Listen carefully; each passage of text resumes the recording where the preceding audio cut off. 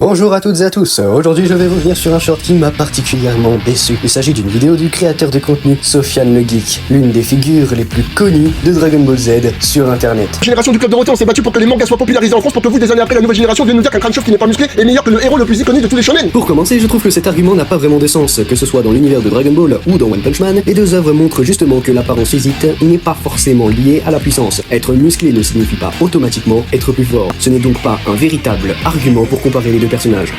On rappellera que Saitama est un simple humain qui a suivi un entraînement de 3 ans, si je ne dis pas de bêtises, après la lecture que j'avais fait du manga. Dites-moi si je me trompe dans l'espace commentaire, mais en tout cas c'est bel et bien un humain. De l'autre côté, on a Goku qui est un Saiyan, c'est-à-dire un extraterrestre qui a un corps et des gènes faits pour le combat. C'est-à-dire que Goku, grâce à ses origines, c'est inné, c'est ancré en lui, c'est pas plutôt. Là encore, je ne vois pas en quoi cela prouve qu'il gagnerait. Dans One Punch Man, Saitama a déjà vaincu des extraterrestres capables de menacer, voire détruire des planètes. Le fait qu'il soit humain ne change donc absolument pas grand-chose. D'ailleurs, même dans Dragon Ball, les humains peuvent atteindre des niveaux impressionnants. Certes, ils n'égalent pas le niveau de Goku, mais leur origine ne détermine pas à elle seule leur puissance.